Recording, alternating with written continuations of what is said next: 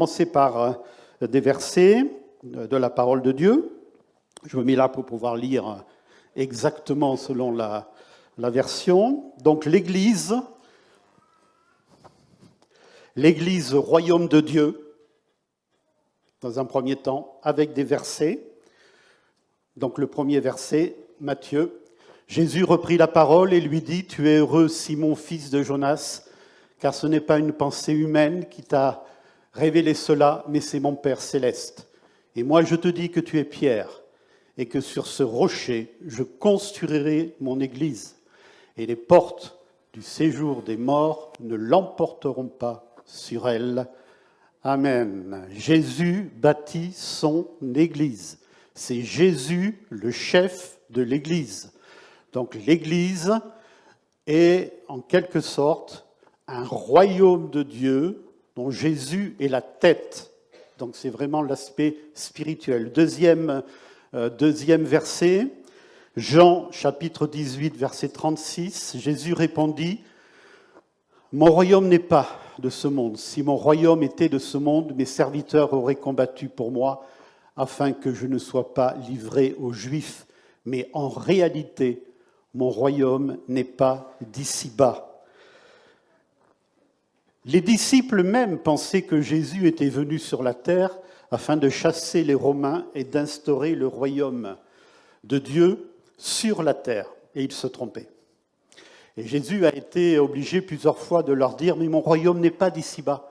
Je ne suis pas venu pour instaurer le royaume de Dieu sur la terre. » Ça viendra plus tard. Mais en tout cas, sa première venue n'est pas liée à cela. Donc vous voyez, le royaume de Dieu, royaume spirituel, et eh bien, c'est le royaume de Dieu, et c'est complètement spirituel dans le ciel, et c'est une réalité spirituelle. Alors maintenant, bien sûr, on a deux autres versets qui nous montrent, peut-être pas le contraire, mais une autre réalité. Jean, chapitre 17, versets 15 et 16, « L'Église est dans le monde. » La preuve, c'est que nous sommes dans le monde, nous sommes là ce matin. Nous sommes dans le monde, nous ne sommes pas dans le ciel. Nous ne sommes pas dans le royaume de Dieu, nous sommes dans le monde. C'est Jésus qui parle et qui s'adresse à son Père. « Je ne te demande pas de les retirer du monde, mais de les préserver du mal.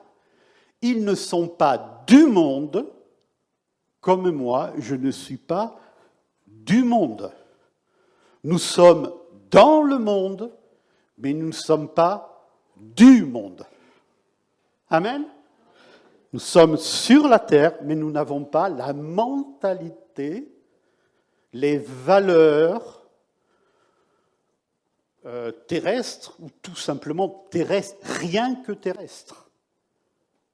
Donc il y a une réalité que Jésus dit, c'est que nous sommes néanmoins dans le monde. On continue. Romains chapitre 13, verset 1. « Que chacun se soumette aux autorités qui nous gouvernent, car toute autorité vient de Dieu, et celles qui existent ont été établies par Dieu. » C'est l'apôtre Paul qui parle. Nous sommes invités à nous soumettre aux autorités.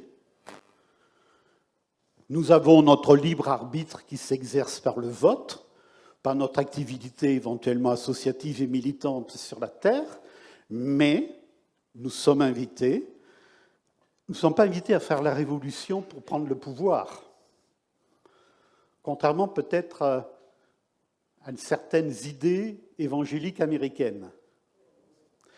Nous n'avons pas cette ambition-là. Et je pense qu'une certaine frange de nos frères et sœurs américains se trompe, personnellement. Mais nous sommes invités à être soumis à nos autorités et à respecter les lois qui existent dans nos pays, notamment et surtout quand ces lois sont démocratiques, ce qui est le cas néanmoins en France. On peut dire tout ce qu'on veut, mais au moins en France, on vote. Voilà. Et il y a des lois sur lesquelles, bon, parfois on n'est pas d'accord, mais là, bon, en tant que citoyen, on fait ce qu'on a à faire, mais nous sommes invités à nous soumettre aux autorités. Donc, une double réalité. Diapo suivante. L'Église, et c'est là où je fais un petit tableau, hein. L'Église et de l'autre côté l'association cultuelle, je précise dans les démocraties, parce que malheureusement, il y a des pays où il n'y a pas d'association cultuelle. Hein. Il y a des pays où il n'y a pas d'église d'abord, il n'y a pas d'église chrétienne. Pour dire les choses très clairement, et nous ne sommes en rien contre les personnes, mais vous n'avez pas d'église chrétienne dans les pays musulmans, vous en avez très peu. Par contre, nous, on a des mosquées. Enfin, ça, c'est notre ouverture.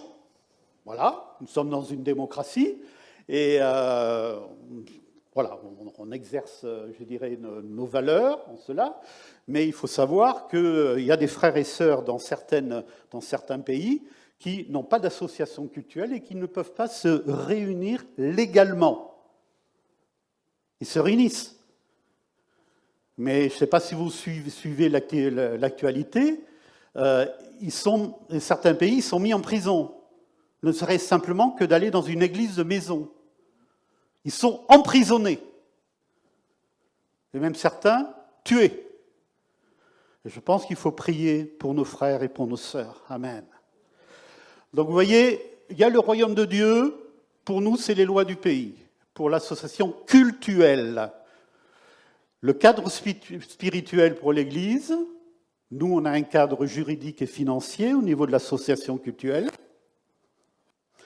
La parole de Dieu, on a les statuts de l'association. Parmi nous, il y a une grande partie de frères et de sœurs qui sont membres de l'association cultuelle, parce qu'ils ont adhérer au statut, à la confession de foi et au statut. D'accord ? C'est pour ça que vous êtes membre de l'association cultuelle. Parfois, il y a une petite incompréhension. On pose la question des frères et des sœurs quand on distribue les convocations. Est-ce que vous êtes membre de l'Église ? Bien sûr, je suis membre de l'Église. Et ils ont raison. Est-ce que vous avez signé un papier pour être membre de l'association cultuelle ? Signer un papier ? Il faut signer un papier pour être membre de l'association culturelle ? Oui, tout simplement parce que c'est la loi. Voilà. Vous pouvez être membre, j'en parlerai tout à l'heure, vous pouvez être membre de l'église locale ici. Hein, mais si vous voulez être membre de l'association culturelle, il faut adhérer au statut. Ce sont les lois du pays voilà, on est soumis aux autorités et il y a une règle bien particulière. Membre de corps du Christ, bien sûr, quand on est dans l'église, et on est membre de l'association cultuelle quand on adhère au statut. On continue ? Alors, le plus important, bien évidemment, c'est avoir son nom qui est écrit dans le livre de la vie. Amen. Bon, avoir son nom écrit sur les registres de l'Église, c'est bien, mais avoir son nom écrit dans le livre de la vie, c'est beaucoup mieux. Gloire à Dieu. Et il y a un verset qui nous en parle. Luc 10, chapitre 20. « Cependant, ne vous réjouissez pas de ce que les esprits vous ont soumis, mais réjouissez-vous de ce que vos noms sont inscrits dans le ciel. » Amen. Dans le livre de la vie. On continue ? Alors, l'Église. On entre dans le corps de Christ par la conversion et le baptême. Amen. Parmi nous, beaucoup, l'essentiel, vous êtes fait baptiser, vous avez donné votre cœur au Seigneur, vous êtes dans le corps de Christ, l'Église universelle. Gloire à Dieu. L'association cultuelle, on en devient membre en adhérant au statut. On entre dans l'Église locale si on s'y implique. Oui, ici, vous venez, vous êtes membre de l'Église locale, vous êtes baptisé. Pour des raisons qui vous appartiennent, vous ne souhaitez pas être membre de l'association cultuelle. On n'a rien à dire par rapport à ça. C'est une liberté. Hein, mais vous êtes membre de l'Église locale, dans la mesure, bien sûr, où vous vous impliquez. Hein, vous vous impliquez, vous investissez dans le cadre de l'Église locale. Concernant l'association cultuelle, on peut en démissionner librement et à tout moment. Ça fait partie de nos statuts. Et c'est très bien regardé, je peux vous le dire, par la préfecture. Et j'en parlerai. C'est-à-dire qu'ils sont très attentifs à ce qu'une personne peut quitter une association librement et à tout moment. C'est un signe pour eux d'une réelle démocratie qui existe dans l'Église. Et c'est marqué dans nos statuts. Et ça, c'est très important. D'accord ? On continue ? Alors, maintenant, on pourrait se dire les bonus de l'appartenance à l'association cultuelle. Je vous invite, et nous vous invitons en tant que conseil, à faire partie de l'association cultuelle. Les bonus que cela apporte. Une représentation officielle auprès des autorités, une existence juridique, une volonté de s'engager plus concrètement, participation aux décisions, aux votes. Il y a eu des moments dans l'Église, et il y en aura, où, eh bien, il y a eu des discussions, des débats et des votes dans le passé. Et heureusement qu'il y a eu tout cela, parce qu'on ne serait pas dans ces bâtiments, tout simplement. Voilà. Donc il y a eu une existence, un fonctionnement démocratique qui a permis, et spirituel pour nous, et qui a permis d'arriver là où nous en sommes arrivés. Une implication plus grande dans le collectif.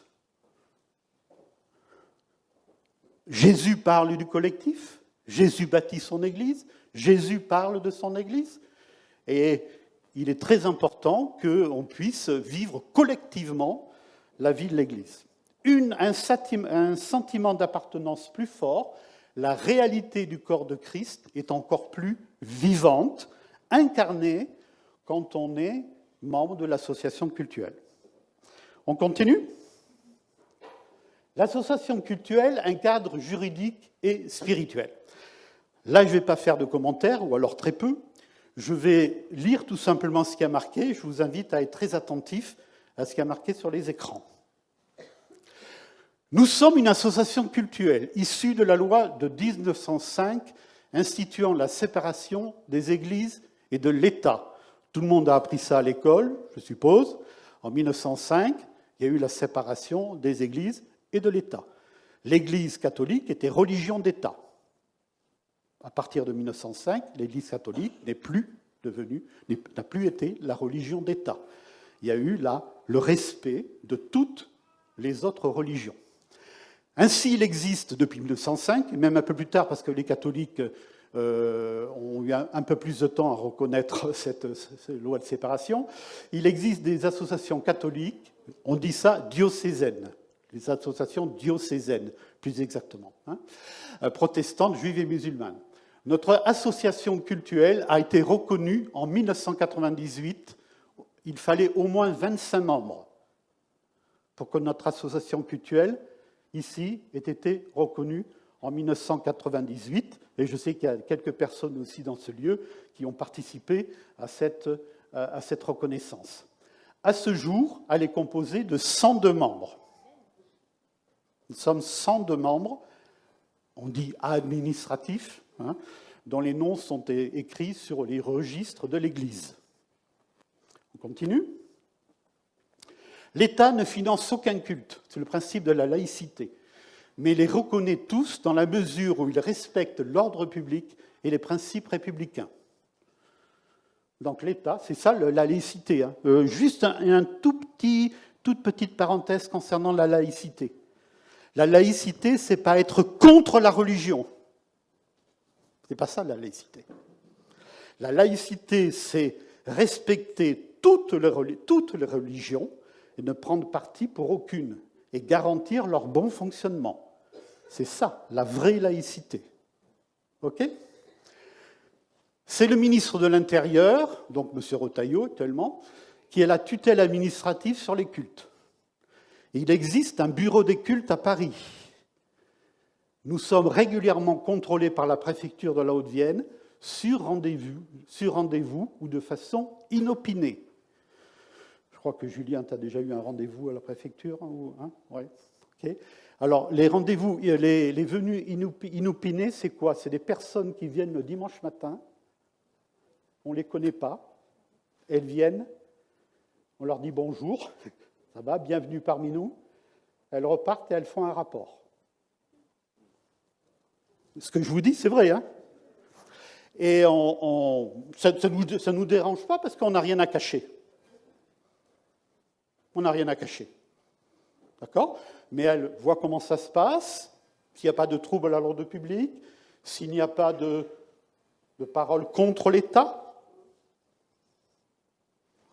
s'il n'y a pas s'il y a un fonctionnement qui paraît normal. Et jusqu'à ce jour, on a eu de très très bons contacts avec la préfecture. Il n'y a pas de souci. Ils nous connaissent, ils savent bien. Ils savent que dans le milieu évangélique et dans d'autres milieux, il y a des dérives. On ne va pas dire le contraire.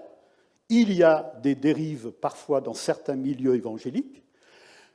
Ils savent que chez nous, on veille dessus. Ça ne veut pas dire que ça n'arrivera pas, mais qu'on fait très très attention.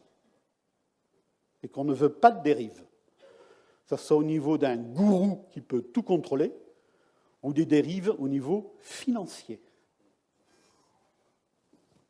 On continue ? Tous les 5 ans, nous fournissons un dossier à la préfecture pour renouveler l'agrément d'association cultuelle. On l'a fait en 2023. La prochaine fois, ça sera en 2028. Donc on fournit la composition du bureau, les budgets, nos projets, les statuts. Ils n'ont pas de commentaires sur le fond. C'est juste sur la forme, pour voir si ça convient. Tout. Alors bien sûr, si sur les statuts, il y a des choses qui les gênent un peu, ils vont nous les dire. Bon, mais jusqu'à maintenant, il n'y a pas eu de souci. On continue ? Au titre d'association cultuelle, nous ne payons pas de taxes foncières. Parmi vous, il y a certainement des propriétaires. Voilà. Vous payez l'impôt foncier, aïe, ça fait mal. On ne paye pas d'impôt foncier pour nous, au titre d'association cultuelle. D'accord ? Parce que si on payait des impôts fonciers, je peux vous dire, ça nous coûte très cher. Et on ne paye pas également d'impôts sur les recettes, c'est-à-dire sur les dons, sur les offrandes. On ne paye pas ce qu'on appelle des impôts sur les sociétés, l'impôt sur les recettes. On n'en paye pas. On est exempté. D'accord ? Donc une double exonération, une exonération immobilière et une exonération financière. Mais ça nous accorde des droits, mais d'un autre côté, il y a des devoirs et des responsabilités. Et la responsabilité, c'est de veiller à un culte qui soit ordonné selon notre foi. Donc il y a des avantages, mais également, de notre part, une certaine vigilance à avoir. On continue ? C'est vrai que je peux regarder là aussi. Au titre d'association cultuelle, je l'ai marqué, nous pouvons employer un pasteur, donc vous le savez, notamment un pasteur. Nous lui versons des indemnités de culte. Ce n'est pas un salaire, parce qu'on n'a pas de contrat de travail avec notre pasteur. Le titre de pasteur, la fonction de pasteur, fait qu'on n'a pas de contrat de travail avec lui. D'accord ? Donc il n'y a pas d'assédic, on ne paye pas d'assédic, lui ne paye pas également de cotisation d'assédic. C'est un contrat de travail particulier. Et par contre, nous payons toutes les charges sociales afférentes, bien évidemment, pour la retraite, pour tout ce qui est la maladie, la vieillesse, etc. Voilà. Toutes les charges sociales, on les paye, voilà, en plus des indemnités de culte. Nous pouvons délivrer des reçus fiscaux, étant donné que nous sommes association cultuelle. Si on n'était pas association cultuelle, on n'a pas le droit de délivrer des reçus fiscaux. Permettant une réduction d'impôt à hauteur de 66%. Alors vous pouvez me dire, moi je ne suis pas imposable, donc ce n'est pas la peine. Si, parce que vous pouvez donner votre offrande, mais vous avez un crédit d'impôt, et l'État peut vous rembourser une somme que vous donnez. D'accord ? Même si vous n'êtes pas imposable. Mais ça, c'est la liberté de chacun. Il y en a, je sais, il y a des frères et sœurs qui disent, moi je ne veux pas. Je ne veux pas que mon nom soit connu, je donne en espèces, je ne veux pas que l'État me rende de l'argent, c'est ma conviction. Chacun fait comme il veut. Chacun fait comme il veut. OK ? Par contre, il faut absolument que, on va continuer, deux conditions. L'association doit avoir l'agrément d'association cultuelle et le donateur ne doit pas être anonyme. Il n'est pas obligé d'être membre. C'est-à-dire que vous n'êtes pas obligé d'être membre de l'association cultuelle pour donner votre offrande. Parmi vous, certaines personnes donnent leur offrande et ne sont pas membres de l'association cultuelle. Alors, un don de 100 € coûte, entre guillemets, bien évidemment, hein, c'est entre guillemets, coûte en réalité 33 €, puisque l'État vous rembourse à peu près les 2/3, sous forme de réduction d'impôt ou sous forme de crédit d'impôt. Okay ? C'est aussi un avantage qui est donné aux associations cultuelles, hein, mais ces avantages, bon, comme j'ai dit tout à l'heure, il y a des responsabilités qui sont derrière. On continue ? Alors maintenant, la partie un peu plus administrative. Notre église locale fait partie de la FEB, la Fédération des Églises évangéliques baptistes de France. Nous lui versons une cotisation annuelle de 3 000 €, 250 € par mois. Et lui remboursons une mensualité, remboursement d'un emprunt, de 750 €. C'est pas beaucoup, 750 €, hein, parce que peut-être que vous avez, vous, des mensualités pour vos maisons. Hein, bon, à l'époque, ça s'est bien passé avec la FEB. On avait économisé de l'argent et on a fait un emprunt qui n'était pas tellement élevé. Donc, il a commencé en 2016, il dure 20 ans. Donc, jusqu'à 2036, le Seigneur n'est pas revenu, nous payons chaque mois 750 €. Les locaux appartiennent à la FEB, nous sommes chargés de son entretien. Les locaux n'appartiennent pas à l'Église, ici, l'association cultuelle. Les locaux appartiennent à la Fédération des Églises évangéliques baptistes de France.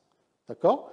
Et si un jour, pour une raison X ou Y, la majorité de l'Église souhaite quitter la Fédération baptiste pour des raisons X ou Y, on leur laisse les bâtiments.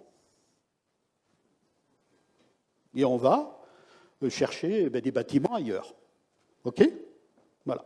Donc il faut savoir ça, c'est dans sa tête. Hein. On y est bien dans la Fédération baptiste, donc on ne va pas chercher autre chose. Mais si un jour, dans 10, 20 ans, 30 ans, 40 ans, 50 ans, si le Seigneur n'est pas revenu, s'il y a des frères et sœurs qui disent nous on n'y est plus, on n'est plus à l'aise dans cette fédération, on leur cédera les locaux, il faudra chercher des locaux ailleurs.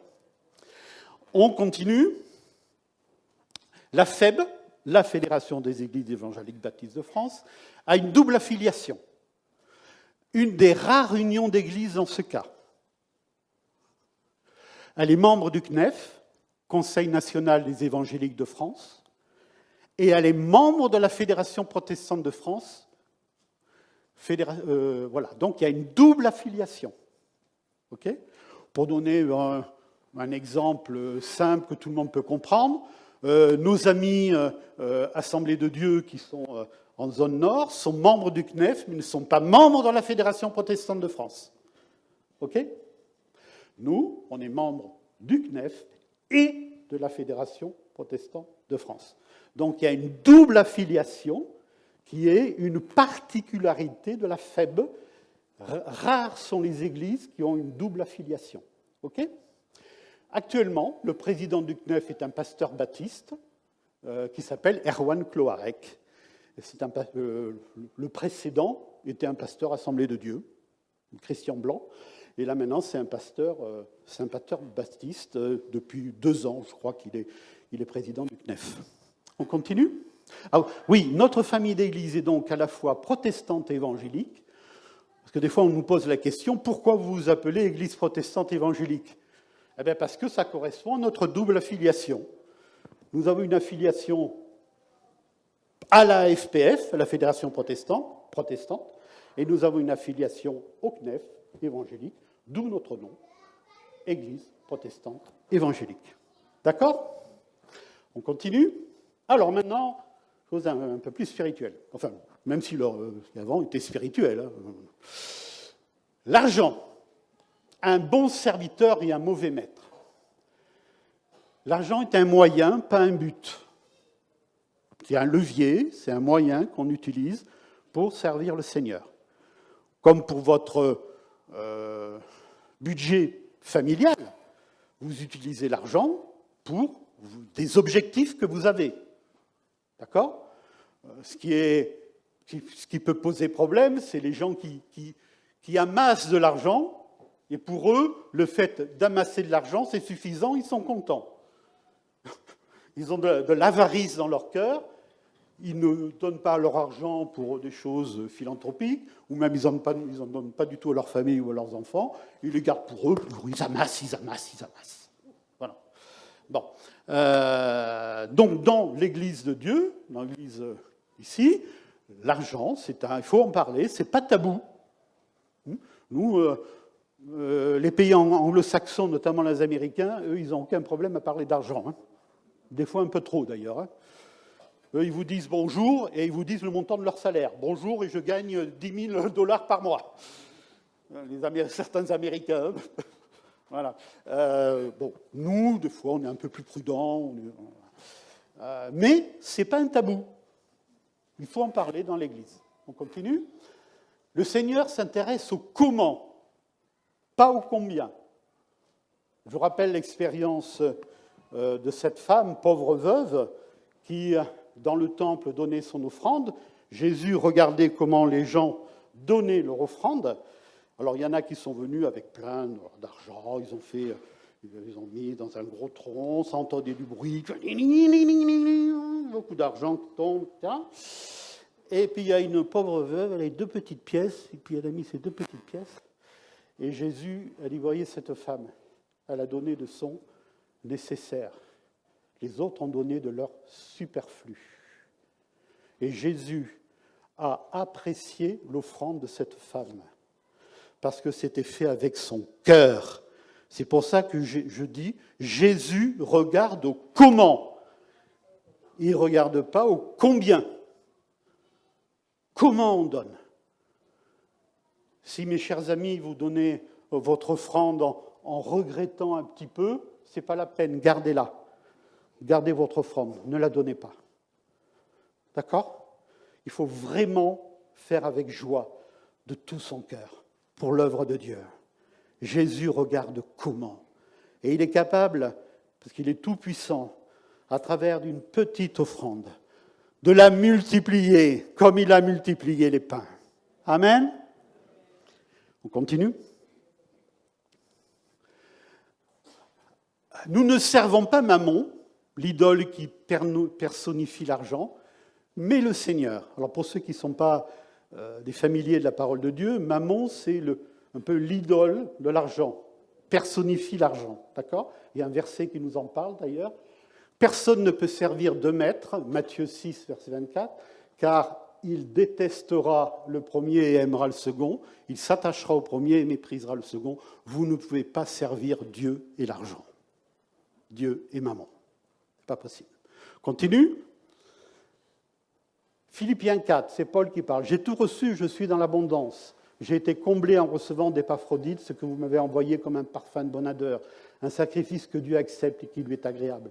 Mon Dieu pourvoira tous vos besoins, conformément à sa richesse, avec gloire en Jésus-Christ. À notre Dieu et Père soit la gloire au siècle des siècles. Amen. Amen. » Il a été l'objet d'une offrande, Paul, à un moment donné. Et des églises se sont cotisées, et par Épaphrodite, eh bien, il a reçu cet argent. Et il bénit ses frères et sœurs en disant merci. Merci pour ce que vous avez fait. C'est une bénédiction pour vous, mais c'est une bénédiction pour moi également. Amen. Donc, bien utilisé, l'argent est une bénédiction pour celui qui donne et pour celui qui reçoit. Amen. L'argent est une bénédiction pour celui qui donne et pour celui qui reçoit. Il est déjà 5. J'aurais plein de choses à vous dire sur ça dans ma vie personnelle. Ça sera pour une autre fois. Mais Dieu a toujours béni à chaque fois. Chaque fois. On continue ? Les intérêts du royaume de Dieu en premier. Cherchez d'abord le royaume de Dieu, sa justice, et toutes choses vous seront données par-dessus. Bien sûr que c'est les intérêts du royaume de Dieu en premier. Continue. Notre ascension n'est pas comme les autres.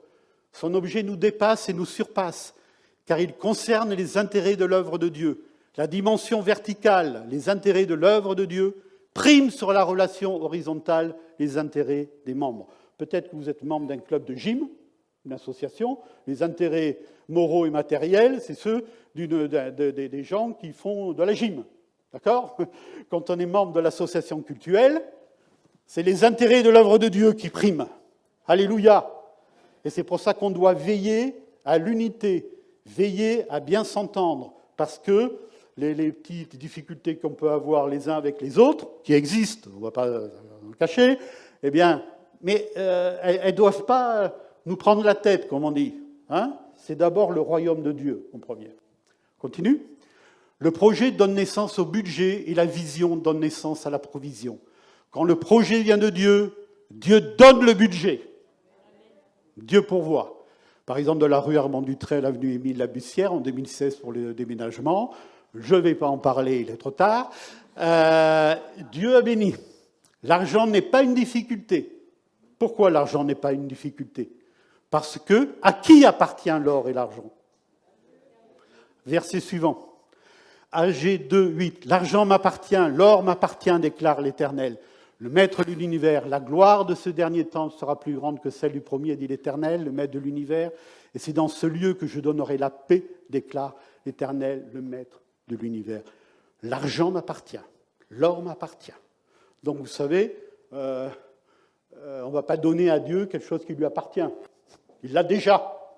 Par contre, on continue. Le Seigneur n'a pas besoin de notre argent, car il est le propriétaire des richesses. Il a besoin de notre foi et de notre consécration à travers l'offrande de notre temps, de nos compétences et de notre argent. La difficulté est de se mettre à chercher la face de Dieu et de s'accorder sur un projet. C'est ça la difficulté. La difficulté, ce n'est pas l'argent. Parce que quand on se met d'accord sur un projet et qu'on a prié et qu'on demande au Seigneur de nous aider, il pourvoit.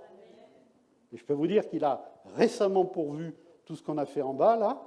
Il y a eu une bénédiction toute particulière sur certaines personnes au niveau financier, mais également au niveau du travail à donner, et Dieu a pourvu. On continue. Le budget reflète nos priorités spirituelles. Il y a des dépenses incontournables.